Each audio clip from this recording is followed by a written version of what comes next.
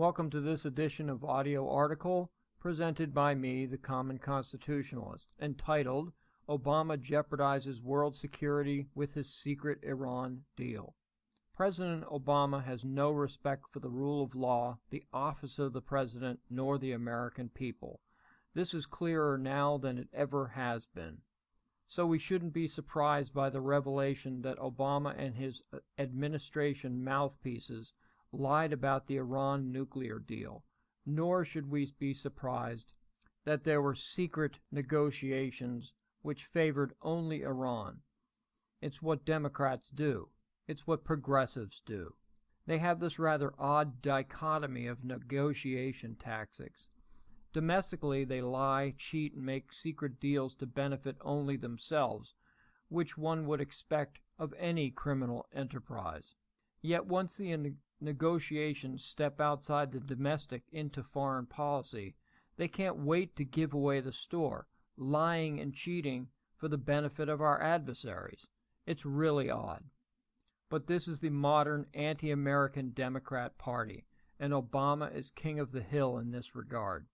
His administration lied about giving Iran $400 million of palletized cash, saying that it was certainly not a ransom payment. They lie about immigrations and deportations. They lie about Obamacare. The Obamacare bill was practically a state secret before it was passed. Recall what Nancy Pelosi said about having to pass it to see what was in it. The TPP is so secret that one can go to prison for revealing its contents. They lie about economics, jobs, about everything. The bottom line is, if anyone from this administration is speaking, rest assured that part or all of what they say is a lie.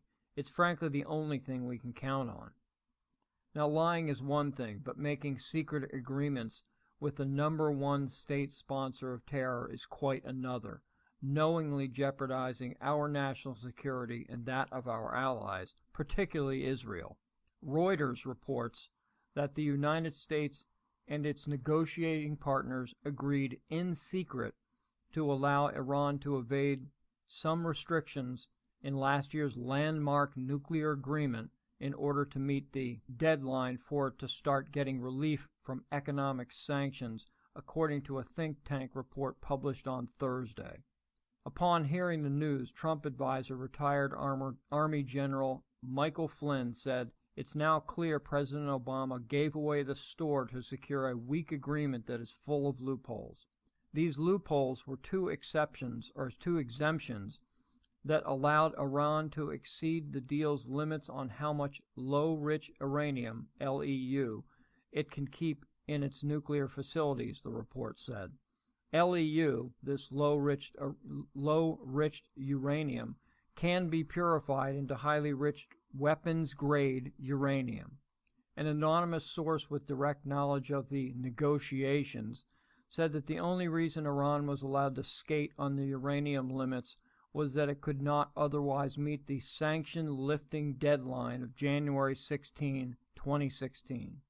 In other words, Obama was so anxious to free up Iran's $150 million sanctions, $150 billion with a B dollar sanctions, he was willing to do anything to achieve that end, which means he lied that the agreement will make the world safer.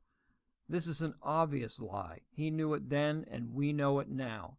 And don't doubt for a moment that Hillary Clinton wasn't privy to this information, as she was Secretary of State when this whole sham began. And since the exemptions precedent has been set, David Albright, the report's co-author and former UN's weapon inspector, stated that there is now a real risk of Iran using this precedent to seek additional waivers. Well, that's frankly just human nature 101. Compromise once, and others will demand and expect it again and again. What is it about these people? Is it some sort of genetic defect that they appear incapable of telling the truth or doing the right thing? Are they just stupid? Do they not care about the consequences? Or do they not believe the Iranians, who have stated to the world on countless occasions their intentions to develop nuclear weapons and use them against us and Israel? I guess it must be the latter, since Obama, Hillary, and the rest of the Dems lie from waking to sleep.